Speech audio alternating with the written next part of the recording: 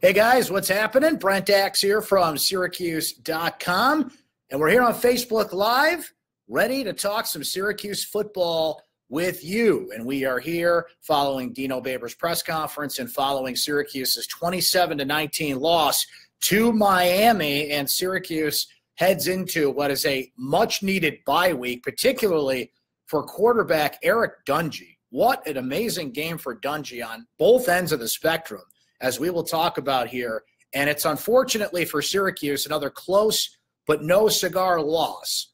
Yet what comes out of this game is a feeling of Syracuse football is going somewhere. Syracuse football is on the rise. Syracuse football is going to fight you tooth and nail. And something that Dino Babers just said at his press conference, and that nobody remaining on Syracuse's schedule wants to see them coming. Syracuse is in a very unique position right now, as we will talk about. But bottom line, they did not follow up their huge win over Clemson a week ago with a win today. Had Syracuse beaten Miami, it would have been the first time in program history that they would have beaten a top 10 program in consecutive weeks. So unfortunately, they didn't get that. But a lot to go through here. So as everybody's joining here on Facebook Live, please like and share this to let people know that we're out here doing this right now. And I want to remind you here at the beginning that you can also get this as a podcast. We encourage you to go into iTunes or Apple Podcasts, subscribe to syracuse.com sports recaps,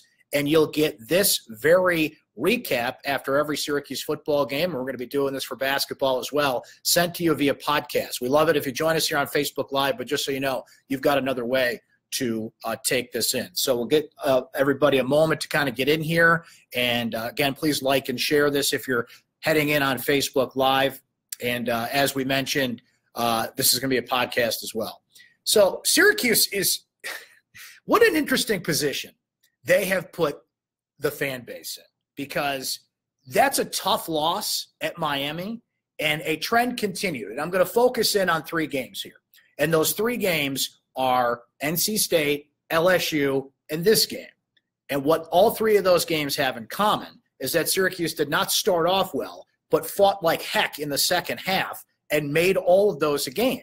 For entertainment purposes only, they covered the point spread in all three of those games. And what is undeniable is that Syracuse is a program that is on the rise. Syracuse is a program, as Dino Babers noted, that nobody wants to see on their schedule. And they're getting this close to competing week in and week out with top teams. That Miami team came out in this game, showed in some ways they had a better defense than Clemson, the vaunted Clemson defense we heard so much about going into last week's game.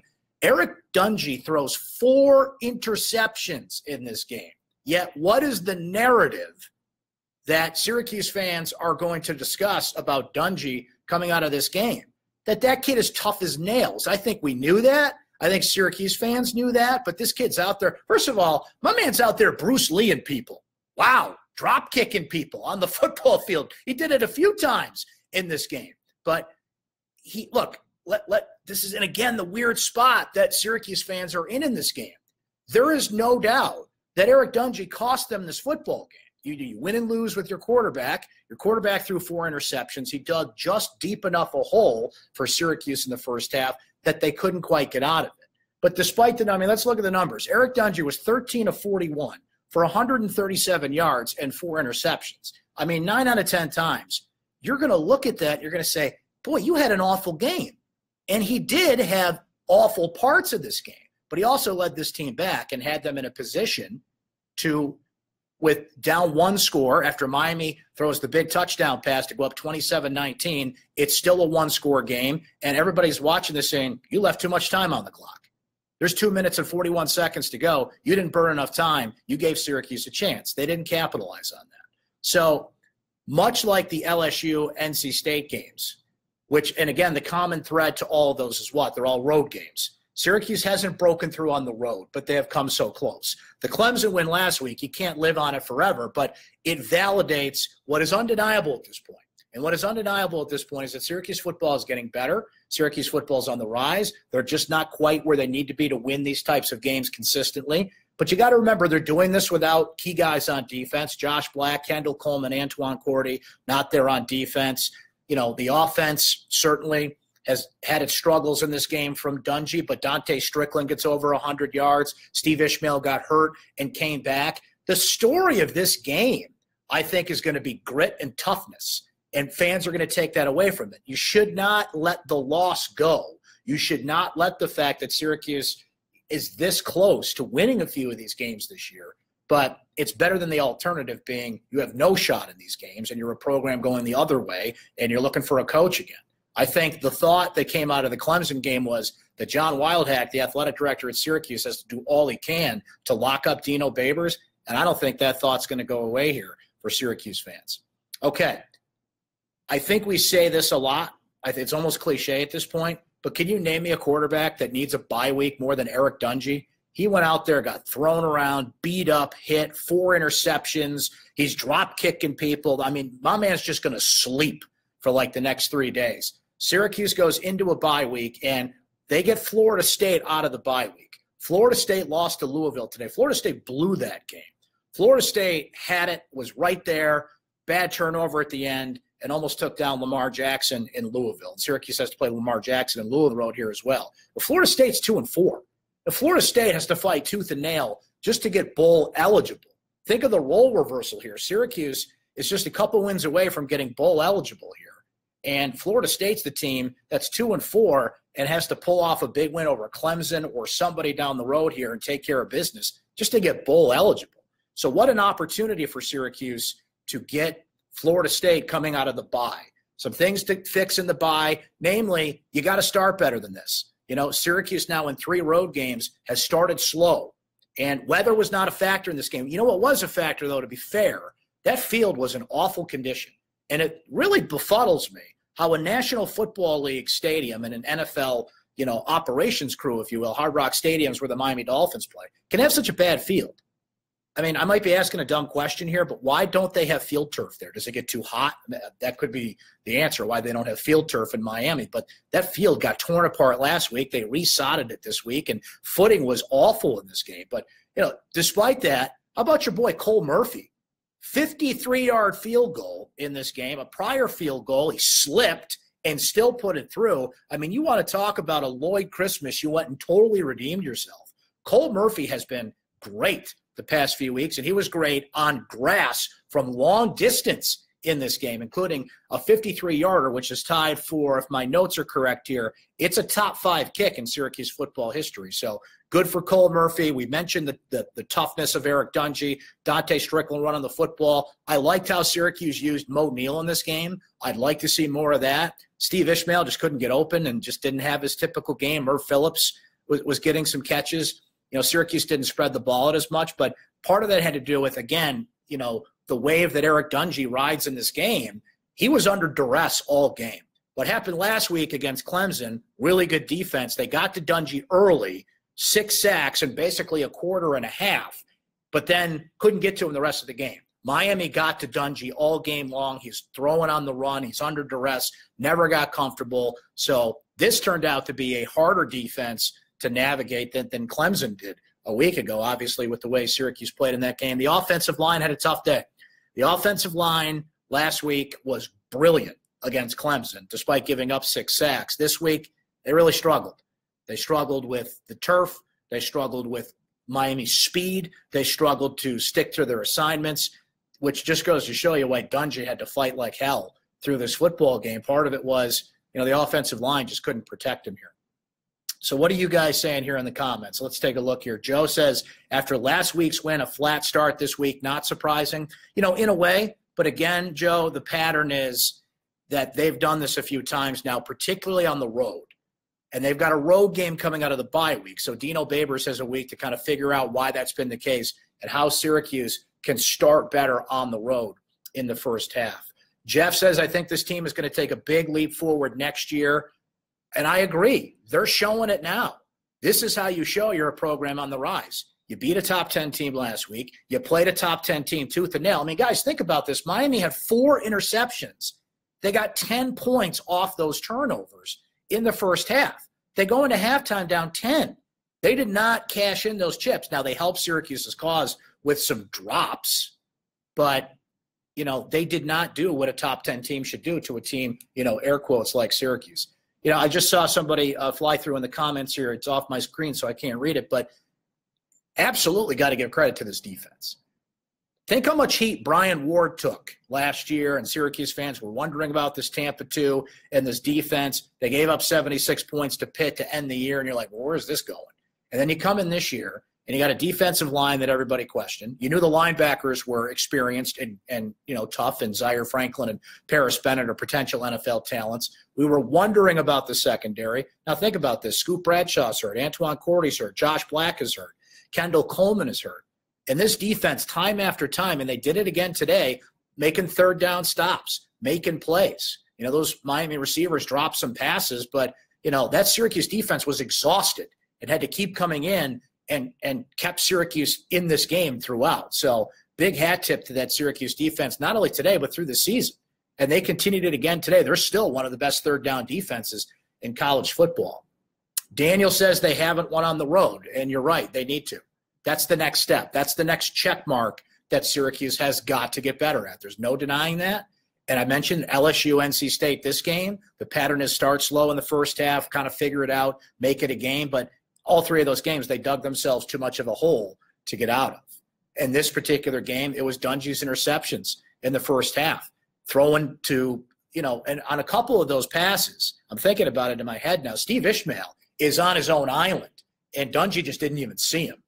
So Dungey just couldn't get into that rhythm, but Eric got into the rhythm the best way he knows how. He goes out there and, ducks his head and takes on people, which, coming into this year, how much did we say, don't do that? Be smart about how you run the football. Going out there and drop kicking guys doesn't exactly fit that description. But I don't know if you guys noticed this, and gals for that matter, that, I follow a lot of college football writers on social media, and this was an ESPN game at 3:30, so there was a lot of eyeballs on this game.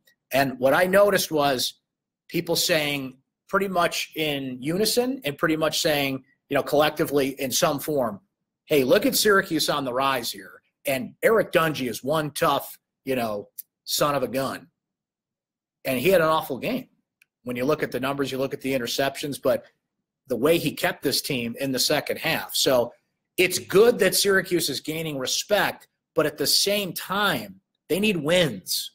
You need the impact and the seismic reaction you get from wins like this, like we saw last week against Clemson. But the good news is you're in those discussions. This is not one of those Syracuse played a top 10 team in Miami and was never in the game and everybody wasted their time watching this game.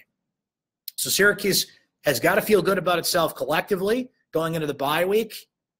They've got some things to work on. They've got another road game coming out of that. If they're going to be bowl eligible, they've got to win a couple on the road here. I mean, you can take care of business against Wake Forest and Boston College, but I got a sneaky suspicion they're going to have to pull one off on the road. Boston College, by the way, they're not till the end of the season. They've dropped 40 points in consecutive weeks. All of a sudden, they're scoring points. The ACC, just all over the place this year. It's incredible. Jared says, here's the bottom line. Defense is good. Dungey needs to learn to throw away, avoid the sack, needs more runs than up the middle. Miami game was a promoting game in Miami to get recruits. Clemson, Florida State, and Miami haven't already picked through go Syracuse. Yeah, that's a great point. When you get to play Miami in these crossover games, Steve Ishmael's a kid from Miami, or Phillips is a Florida kid. You're showcasing in front of those players, and you're still going to get the guys, as you pointed out, Jared, that don't go to Miami, Florida State, Florida, but a lot of speed in that state. And Dino Babers is a gaining reputation as a player's coach. And this Syracuse offense, while not at full octane today, certainly, but the reputation is you're going to play, you're going to get an opportunity, you're going to get numbers. And when Syracuse keeps cranking out the stats, Ishmael and Irv Phillips are two of the top 5 receivers in the country. It's only going to help your cause. Eric says, totally agree. Syracuse football is becoming relevant again. The wins will come. Peter says they haven't won 3 top 25 places, in the words of Derek Coleman. Whoop-diddy-damn-do, not there yet, but they'll be there in due time. Yeah, that's it. It's all how you gauge it. Some people are like, no, bottom line, win the game. This is not woulda, coulda, shoulda. There's no participation trophies here, right? You got to win these games. And that's fair. That's fair to point that out. Will says, my man Rodney Williams should have had 2 interceptions, especially that one on the sideline. Yeah, let's go over a couple of plays where Syracuse was that close, and that's one of them. If you want to woulda, coulda, shoulda, and you kind of do in these close losses, right? Rodney Williams, sideline catch, that's a big one. I did not like the play call.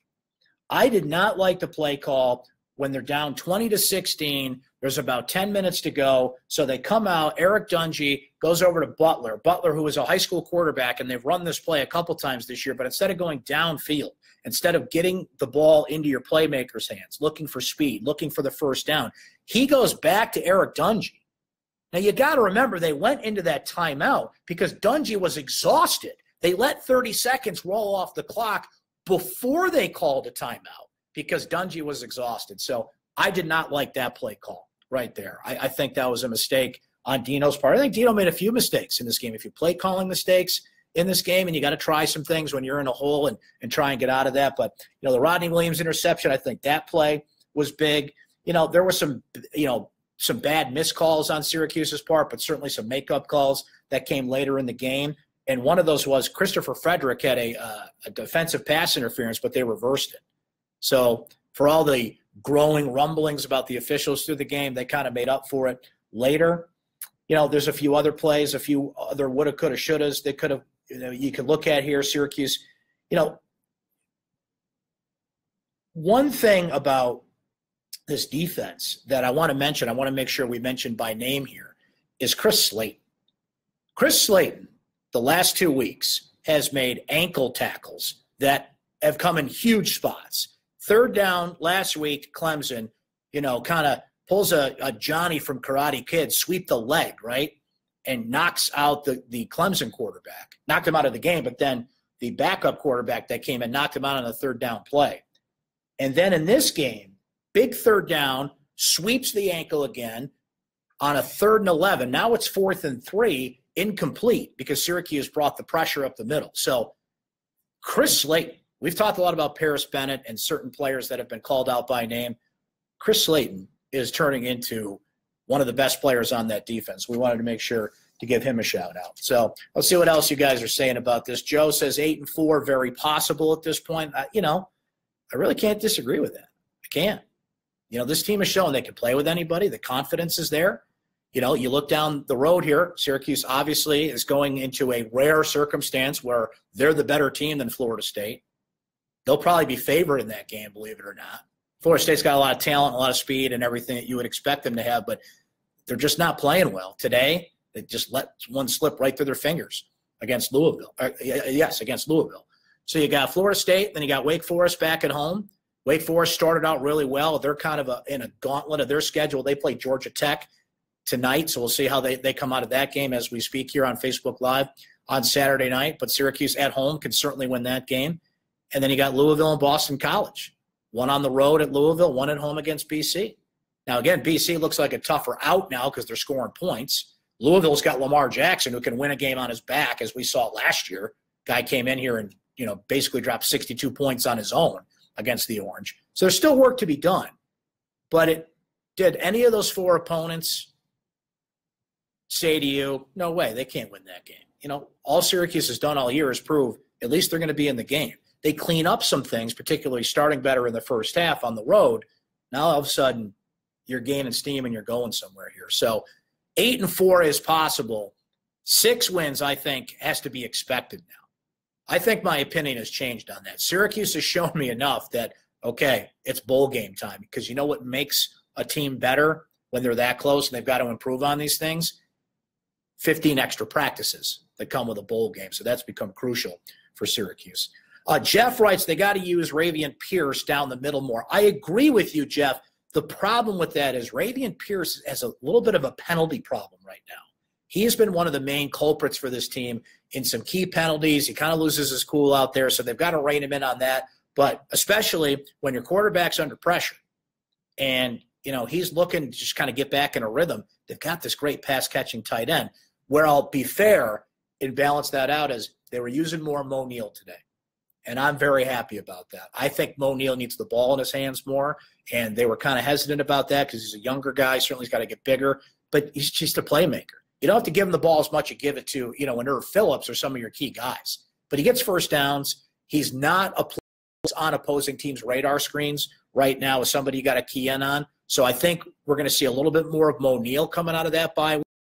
Jeff, you do make a good point about Ravian Pierce. That's somebody that they can certainly use a lot more. We've seen him flash a bunch this year. And, Dante Strickland ran the ball well today, and not just the fashion he did the past couple of weeks. Eric Dungey had 125 yards on the ground rushing today because he just took off and ran and was drop kicking people and was trying to not only spark the offense, but spark himself, get his confidence back after an awful first half.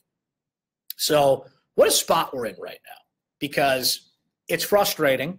There's 3 games that Syracuse can say, you know what, can you say they should have won LSU? No, but they were in that game in the second half.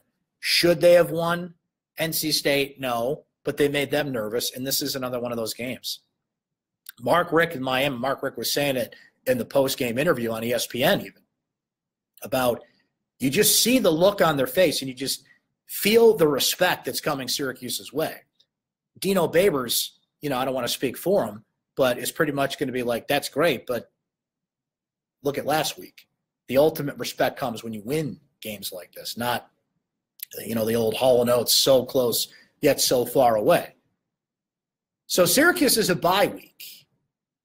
So that means we won't be here next week doing Facebook Live, but get in the habit of being here after these games for Facebook Live. And let me again plug that you can find this on Apple Podcasts. What we do is we take this Facebook Live, we make an audio version of it, we put it in Apple Podcasts and iTunes. We put it on SoundCloud on syracuse.com as well. But great thing to do if you're a podcast person, if you got an iPhone, okay, let me show it to you. I'll pull it up for you while we're yakking about it here.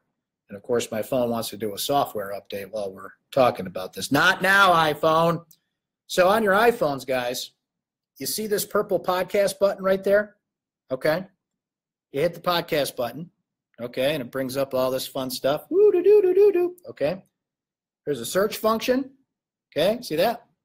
Then you just put in Syracuse.com sports recaps. See, over here, Brent. Came up automatically, okay? And you hit that, and you see it on your screen there? Boom. Hit that. There they are. Hit the subscribe button, and they'll be sent to your iPhone automatically. Okay? So we love it that you come here on Facebook Live, but you can't always be here right after the game. So if you subscribe on iTunes and on Apple Podcasts, it'll be sent right to your phone and your iTunes automatically so you can catch these recaps. So Syracuse loses 27-19. Bummer that they lost this game. Eric Dungey, go get some sleep. Go get some ice. Go get some Ben Gay. Go get every, pain relief you can get. Okay, take a few Advil, and we'll see you after the bye week. Hell of a game for him, despite the interceptions and the, rough first half. And look, Syracuse is gaining steam here. They're gaining respect, and they're showing people the program's on the rise, and they're this close to winning games like this. We knew that Syracuse had a really tough schedule this year, and they're fighting tooth and nail through it, but they're not done yet. They got Florida State after the bye week. So we won't be here next week, but we will be back after the Florida State game. Thanks for joining us here on Facebook Live. I'm Brent Axe. Full recap of this game will be up tomorrow morning, Sunday morning. So please look for that on syracuse.com. And, of course, all the game coverage from Stephen Bailey, Nate Mink, Chris Carlson, myself, and more. But thanks for joining us here on Facebook Live. Have a great rest of your weekend, everybody.